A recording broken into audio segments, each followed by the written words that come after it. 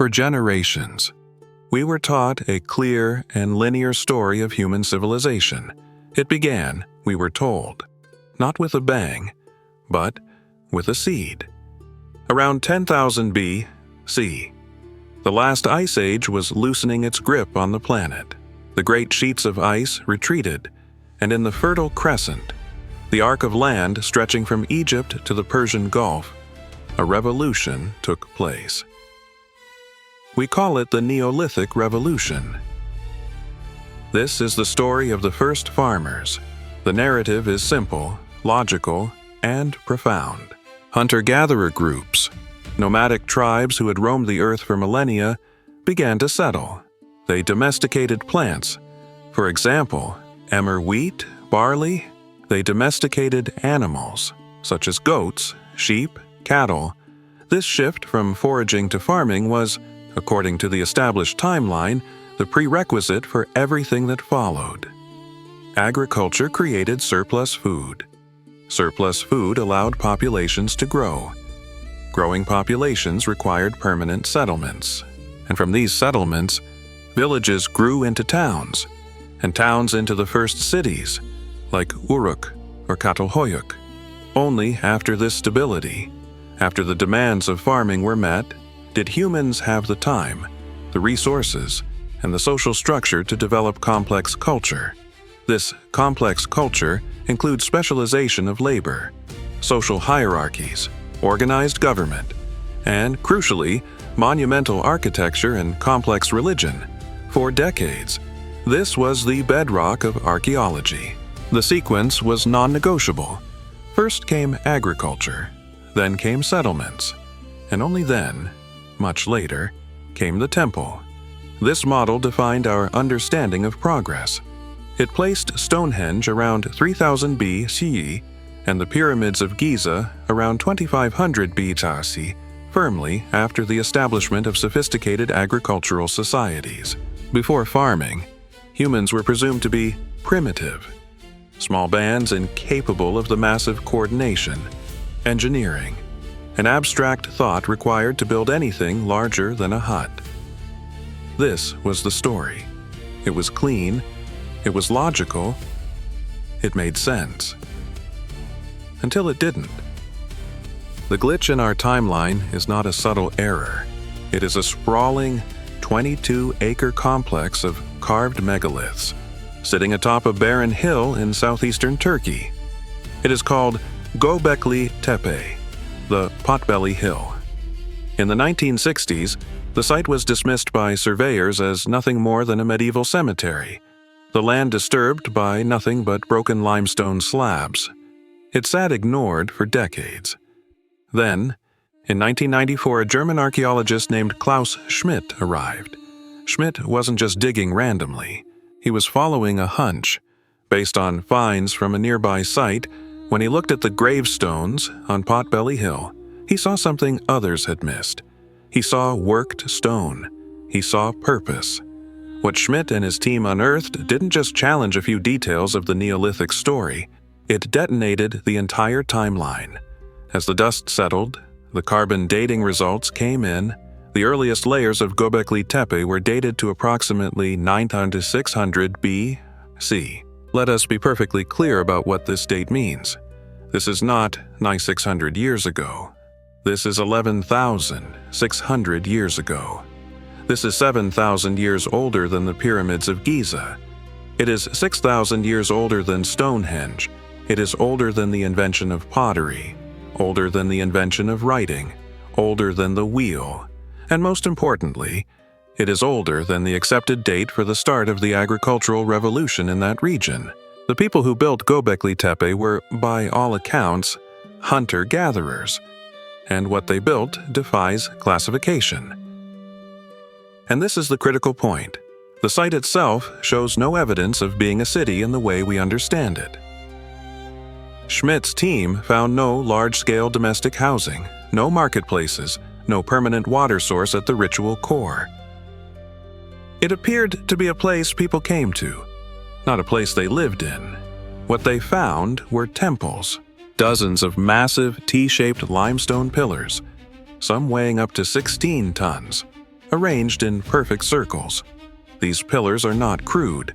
They are intricately carved with stunning, high-relief images of animals: foxes, boars, snakes, vultures, and scorpions. The pillars themselves are stylized human forms. You can see the faint outlines of arms carved on their sides, hands pointing downwards towards their torsos.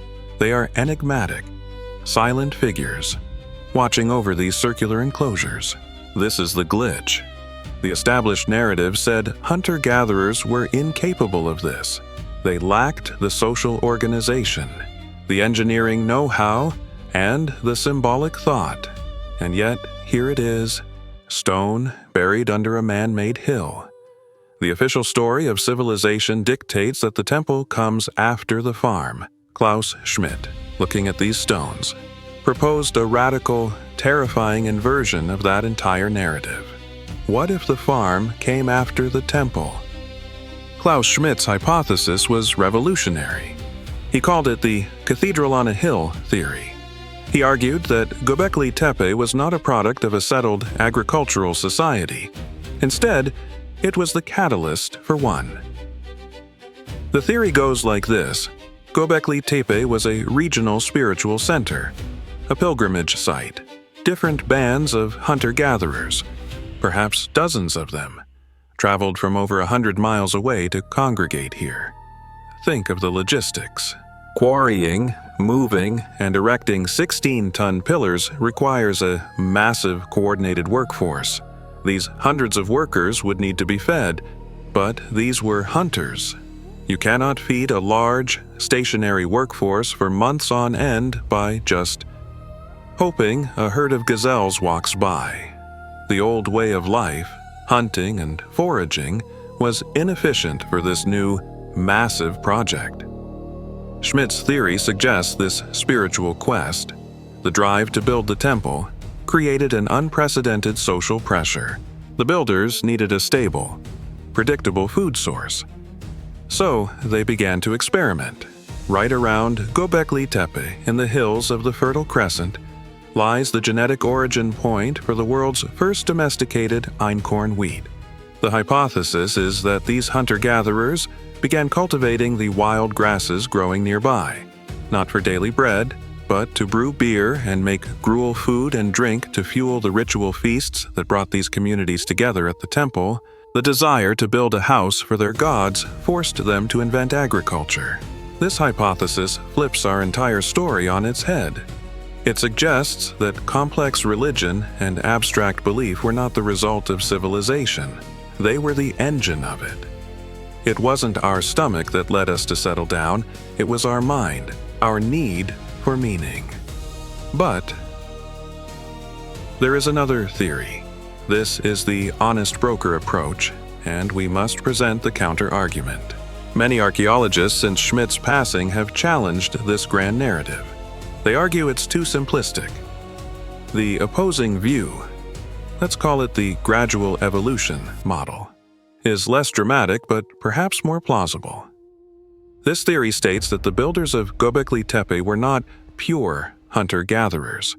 They were part of a long, slow transition. They were complex or affluent hunter-gatherers. Perhaps they weren't nomadic at all. Perhaps they lived in settlements that we simply haven't found yet, nearby the hill. In this model, the first experiments with domesticating plants and animals were already happening at the same time the temples were being built. It wasn't temple to farm. It was temple and farm developing in parallel, each influencing the other over centuries, or even millennia. This theory is less romantic. It doesn't offer a single Big Bang moment of creation, but it highlights a critical uncertainty. We still don't know who the builders were, where they lived, or what precisely they believed. We are forced to confront two possibilities. Did the need for food create the temple, or did the need for the temple create our food? The debate doesn't just hang on theory, it hangs on the evidence found in the soil. And the evidence at Göbekli Tepe is as strange as the structure itself. First, the carvings. These are not simple doodles. The animals depicted, foxes, snakes, boars, and the vulture stone are not the animals the builders were typically eating. Analysis of bones at the site shows they were primarily hunting gazelle and aurochs. The animals on the pillars are predators. They are symbols of power, danger, or perhaps the underworld. This is a complex cosmology, a mythology carved in stone, 7,000 years before the first word was written. One pillar in particular, Pillar 43, known as the Vulture Stone, has attracted intense speculation. It depicts a headless human figure, alongside a vulture, a scorpion, and other symbols.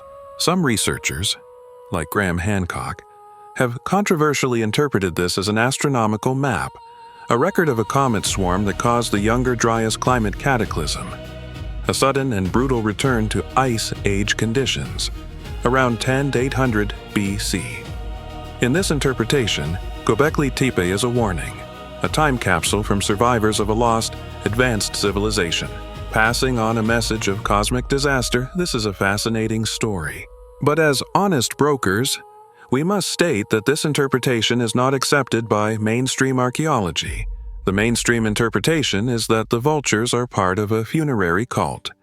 Many ancient cultures practiced excarnation, that is, leaving the dead to be consumed by vultures, which were seen as sacred animals that carried the soul to the heavens. The headless figure isn't a victim, it's a representation of the dead. But the most bizarre piece of evidence at Göbekli Tepe isn't what they built, it's what they did with it. Around 8000 B.I., after more than 1,000 years of continuous use, the people of Göbekli Tepe did something inexplicable. They buried it. They deliberately, meticulously, and completely buried their entire 22-acre sacred site under millions of tons of earth, flint, and animal bones, creating the artificial hill that preserved it for us to find. Why would a society spend centuries building the world's first cathedral, only to intentionally entomb it? This is perhaps the greatest mystery of all.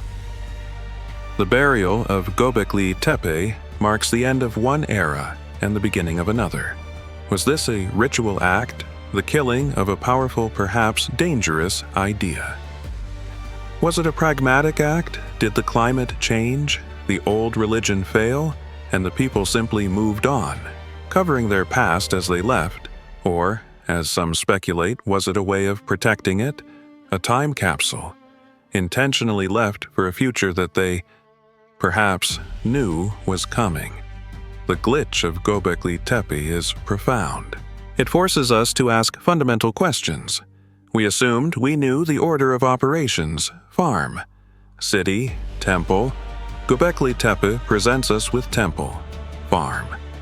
City, we assumed primitive hunter-gatherers were small, disorganized bands. Göbekli Tepe shows us a society capable of massive, coordinated, multi-generational engineering projects, driven by a complex, abstract faith. It doesn't just change a date in a textbook. It changes the definition of civilization itself. It suggests that our capacity for myth, for ritual, and for meaning is not a luxury afforded by complex society. It may just be the very thing that built it. The investigation continues.